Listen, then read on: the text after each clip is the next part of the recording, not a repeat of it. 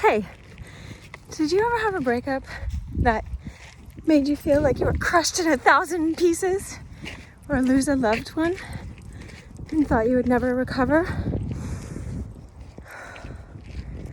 Or have a life change, like move to a different country? Or lose your job? Or just figure out your job's not working for you anymore? Sometimes these are signs of a spiritual awakening, okay? Look at where I am. My name is Dr. Cheryl Meyer. I am a psychologist and a life coach, and I've experienced all of those things. And I want to teach you guys 10 tips for how to get through finding your purpose through a soul activation. Those things are called soul activations. So I'm on my walk, but I'm trying to stop at the top of this hill. And I brought a list while I'm hiking just for you guys today.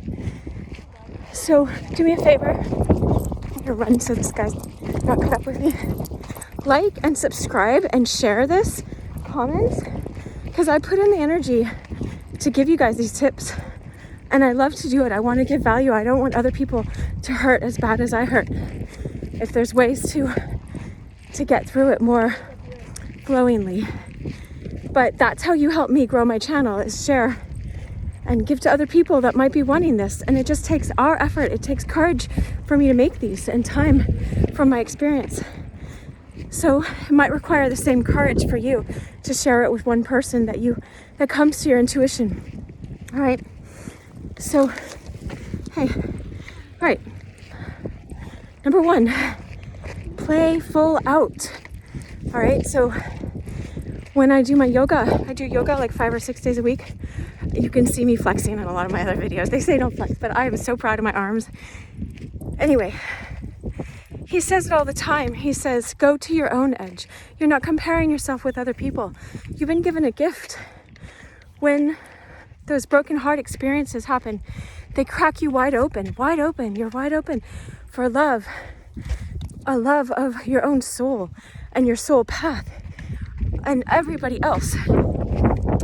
Your soul path is this higher calling, your higher purpose that's within you.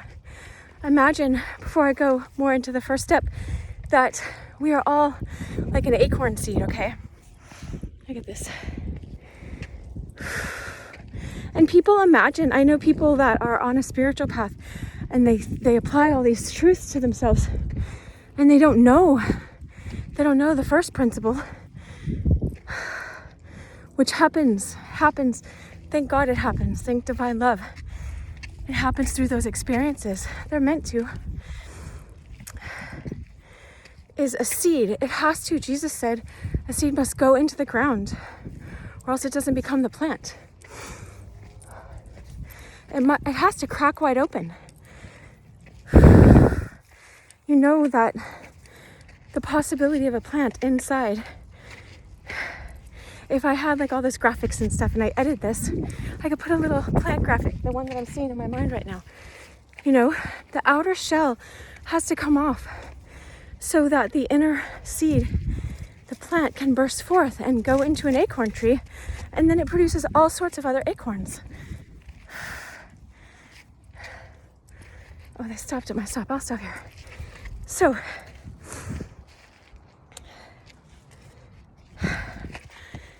acorns. When you turn from an acorn seed like this into an acorn tree, you produce a lot of fruit for other people. Here, I'll move. I was gonna go over here. Yeah. Cheers. Hi there. So, when you provide this for other people, then they can also wake up as well. And they can be nourished by what you've created. If you're just a seed, Christ said you're alone. You stay alone if you're just staying in the seed form. Why would we do that? All right, I'm going to sit here in the wilderness here. Because this is what it feels like when you have one of those experiences. You're in the wilderness. of your own experience. And if you have fun during it, which it was painful as everything, like I was rolled up in a ball for a number of days on the floor crying for a lot of those experiences. I lost my first child in a miscarriage. I lost someone dearest to my heart, highest in my consciousness of awakening, Elliot Smith. He died. And I couldn't listen to music for a while after his death, for almost a year, because he was a musician and my friend. Other things, heartbreaks, I won't go into right now. I want you to know what you can do while you're going through this. Okay, so the experience, it's not like divine love caused the experience. It's kind of like, I'm part Native American. Native American will never let a part of an animal go to waste when they, kill an animal. It's kind of like that. Divine love, this is how I see it. This is what I'm learning in my experience. Doesn't let any of these heartbreaks go to waste. None of it's gone to waste.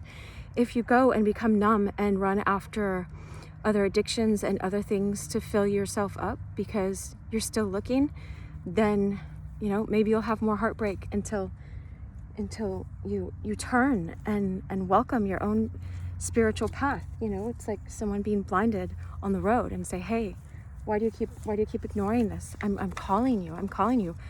I went a little bit each of those times, but there's a deeper calling. And finally, my heart had to be completely crushed and broken, and I yielded. And so I want to help you guys. All right, so 10 tips. 1, I said, play full out. Go to your own edge. Why not make the most of this yourself as well? If you have negative patterns in your relationships, go study. I have been a psychologist for so many years, over 15, and I still went and studied about divine feminine and divine masculine and what went wrong in these relationships that I was, broken on the floor again. It's important to study and understand and still keep learning how to play full out. And for me, playing full out was letting myself cry and learning how to not be identified with the pain. You are not your pain. I learned how to become enlightened because the pain was so great. I couldn't stay in it. And so you'll find that as well. I encourage you. This is why I'm making these videos, and I've made over 300 videos. So watch any of those you want. Those are like gold, but they're not as succinct. You kind of have to work to find what I'm talking to you about in those, because I didn't know yet how to get you the information more quickly. But there's gold in those. I know it, because they helped me heal to get to this place. So number 2 is let go of the end result. As long as you keep insisting on a certain end result, then you'll keep doing your idea of how to solve this equation. Oh, okay, I'm going to get enlightenment, so therefore this is my end result. This is how I'm going to get there. I'm going to heal this heartbreak. You can have that you'd like to heal a heartbreak, but there's a lot of surrendering that comes on this process to learn how that's going to happen, to yield to how that's going to happen. I exercise quite a lot, and being in nature balances you. So that's just a side tip, is it really can help you heal, exercising, because you're detoxing a lot of old patterns that aren't just yours. You're detoxing patterns that are in the collective. I was a very empathic child, and I experienced a lot of, narcissistic type of parent where everything was my fault and I was supposed to take on the responsibility for everything. And so I'm realizing now, after a lot of this experience, that I took on a lot of the collective. There's a collective unconsciousness, and if you're a sensitive person, then, and you learn to please people, and even if you don't, if you're just sensitive, sometimes you take on a lot of the collective energies, and it's not yours to try to figure out how to get all of those off of you. It's like a giant elephant you're carrying around on your back and you don't realize it, or in your body. I was carrying it in my body in a lot of ways. So, but exercising can help regulate that and regulate your emotions and help you just feel better and more at ease and more at peace in your life in general. So let go of the end result though, because if you have an end result, like this person has to apologize, or this person has to come back, or this person has to realize this, or whatever, all of that is external to you, and it's just a repetition of how you got your heartbreak first in the first place. Is you're looking outside of yourself for an answer that's already within you. So I don't recommend that. So let go of how it's going to heal, and you can visualize yourself loving again and healed and feeling whole and alive and engaged with life and giving back to other people. Because once this is cracked open and you become this tree that bears fruit, it's so beautiful. It's so beautiful. It's like, this is what we're here for. This is what we're here for. It's so beautiful. Okay, number 3, have boundaries. Okay, during this whole thing, if anyone was treating you in a disrespectful way, it goes back to, we teach people how to treat us. So we were treating ourselves in some kind of disrespectful way, or else we learned that that's all we're worth. So we could have learned that by other people disrespecting our boundaries in childhood.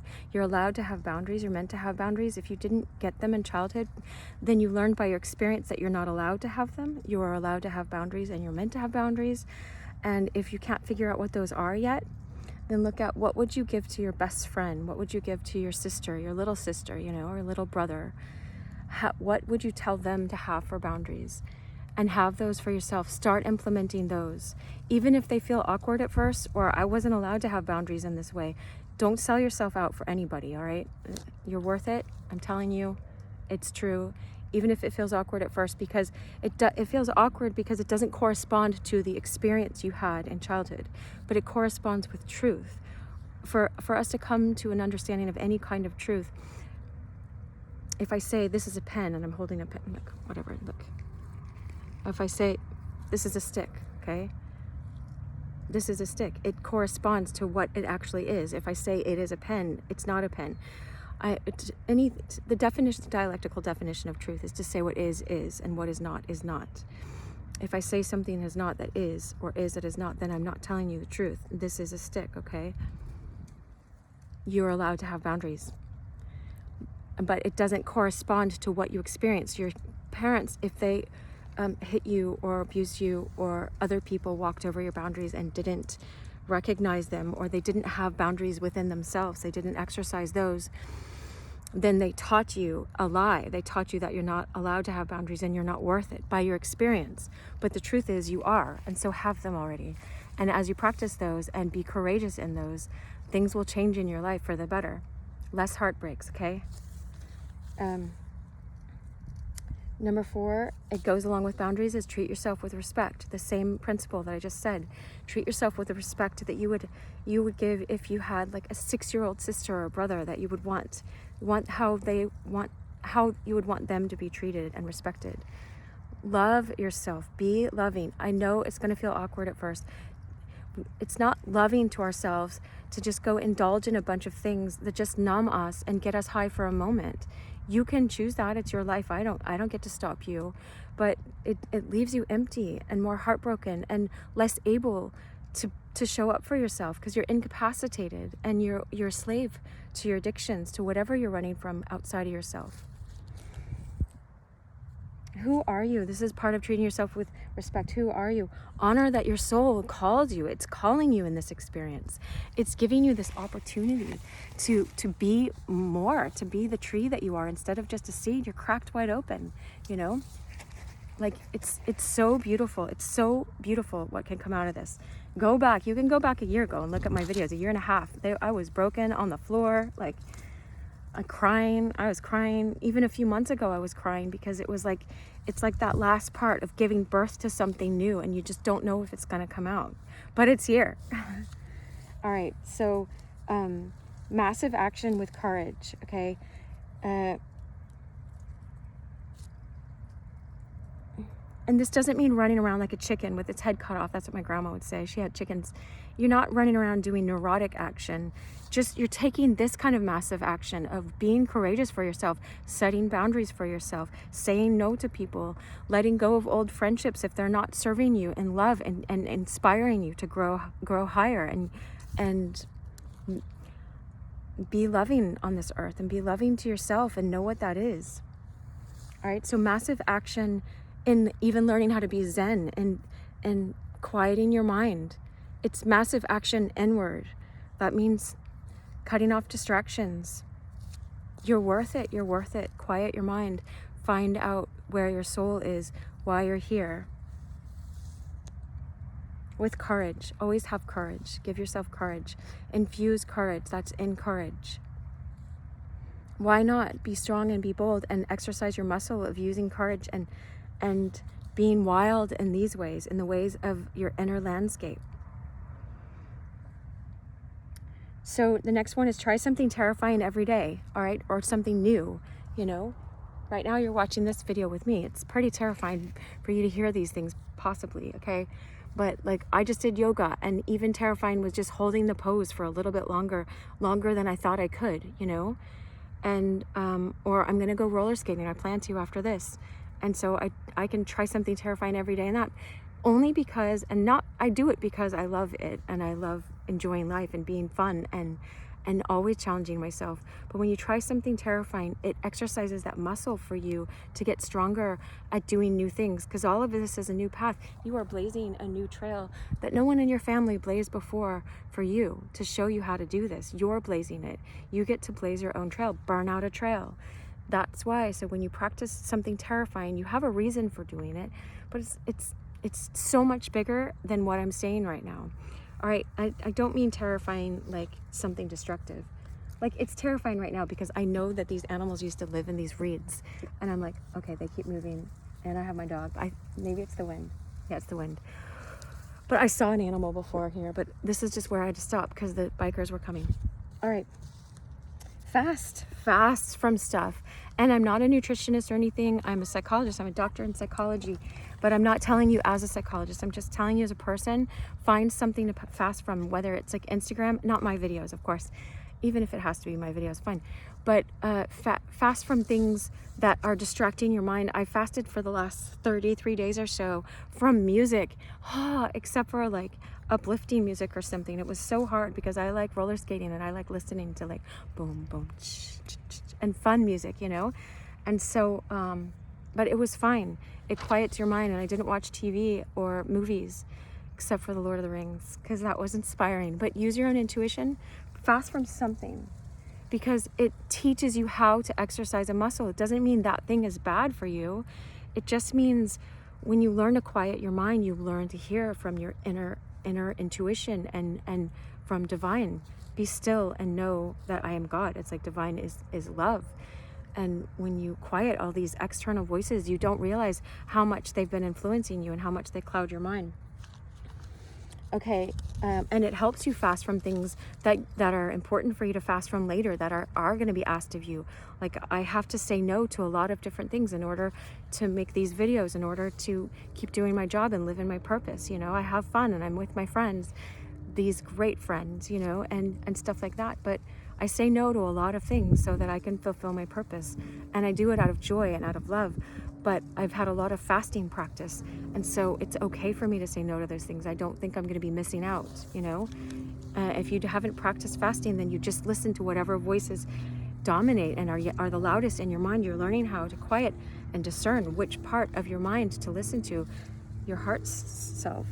Okay, so number 8 is meditate. Learn to meditate. Just get quiet, you know.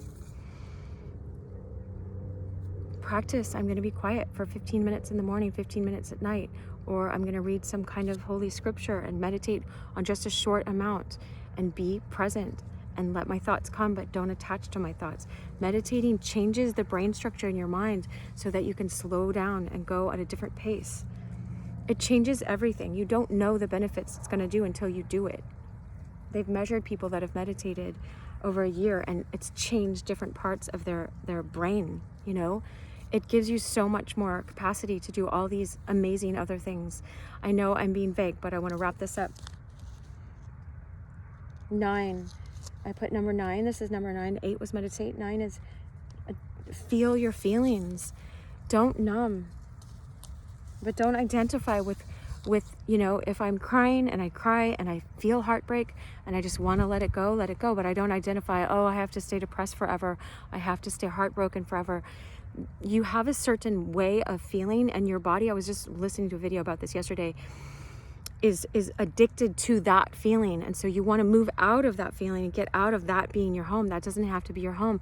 And so if you're addicted to that being your home, then what they were saying is sometimes and I've seen this as a psychologist, we can create things outside of ourselves or provoke people to mistreat us again, or not that we want to consciously, you know, but we go after people who are not available. And of course, we're going to get hurt by those people, you know. And so that will ensure to keep us in this low vibe state and make us feel bad about ourselves like we felt in childhood.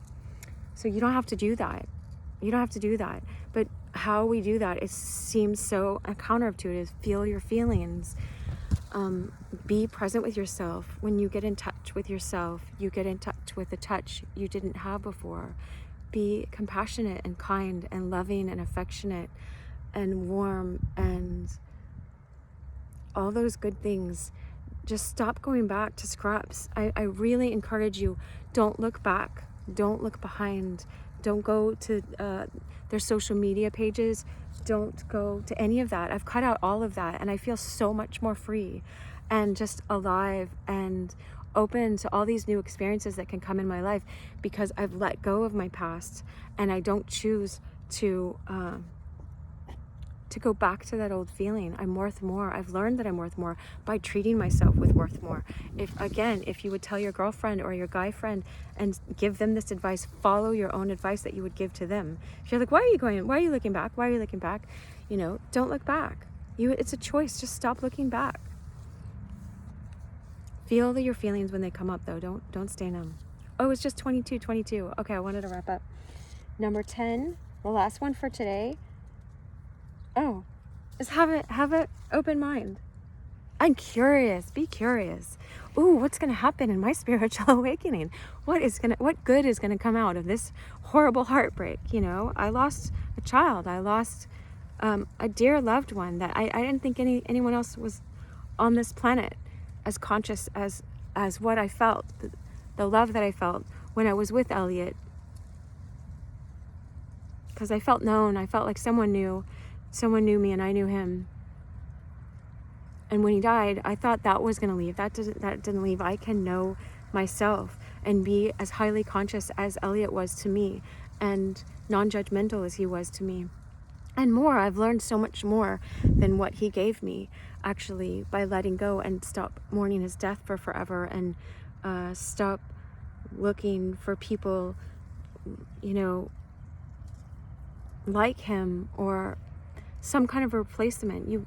You're actually learning to go inward, and if God, divine love, created you, then you are part of that love. You are this, and the quieting your mind, it looks like it's going to be scary, and we would keep reaching out to other things, but it's the best. It's the best for you. All of these things are. Look, I have this whole list. You know, I'll just wave it because I'm going to get to it in time. I plan to. Of tips that I've learned in this spiritual awakening as I'm finding my purpose through a soul activation. Your purpose isn't about doing, it's about being. Your purpose is like knowing you are a soul, knowing you are love. And then as you know that, just knowing that sends out love to everyone you've ever met and everyone you will ever meet. And if you have past lives, then it goes back, all of that. Who knows how far it goes, because time is not real as we understand it. So be loved, and I wish you so much love. Thanks for listening. Listen, like this, subscribe, so you know when the next videos are coming out, so it doesn't just happen to you by chance. You never know when this opportunity is going to come again to you. So write these things down, take them to heart, ask me questions in the comments if you'd like. I am here. I love you guys, and I want to give back. I want you to enjoy this process, to be curious, to know that you are loved, to find this out. All right. Much love.